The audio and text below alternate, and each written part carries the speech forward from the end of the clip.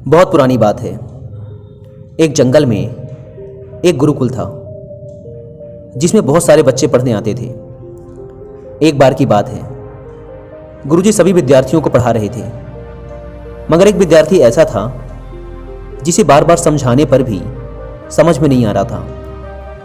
गुरुजी को बहुत तेज से गुस्सा आया और उन्होंने उस विद्यार्थी से कहा, जरा अपनी हथेली तो दिखाओ बेटा।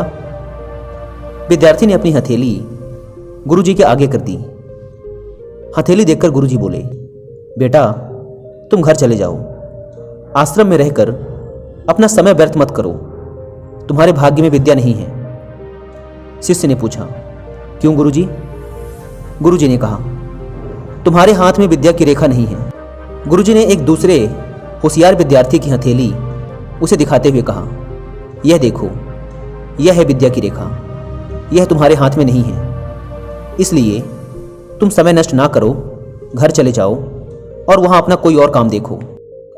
यह सुनने के बाद उस विद्यार्थी ने अपनी जेब से एक चाकू निकाला, जिसका प्रयोग वह रोज सुबह अपने दातून काटने के लिए किया करता था।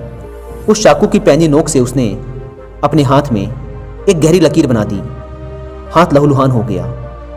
तब वह गुरुजी से बोला, मैंने अपने हाथ में विद्या की रेखा बना ली है गुरुजी।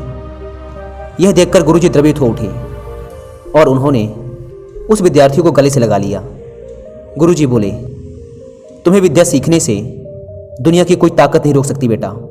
दृढ़ निश्चय और परिश्रम हाथ की रेखाओं को भी बदल देते हैं। दोस्तों, क्या आप जानते हो विद्यार्थी कौन था? वह विद्यार्थी आगे चलकर महर्षि पणिनि के नाम से प्रसिद्ध हुआ, जिसने विश्व प्रसिद्ध व्याकरण अष्टाध्यायी की रचना की है। इतनी सदियां बीत जाने के बाद भी, आज 2700 वर्षों बाद भी विश्व की किसी भी भाषा में ऐसा उत्कृष्ट और पूर्ण व्याकरण का ग्रंथ अब तक नहीं बना। तो दोस्तों, इस कहानी की शिक्षा यह है कि लोग चाहे जो भी बोलें, हम हर एक को गलत साबित करते हुए अपनी लगन और परिश्रम के दम पर जो चाहें वो सब कुछ हासिल कर सकते हैं।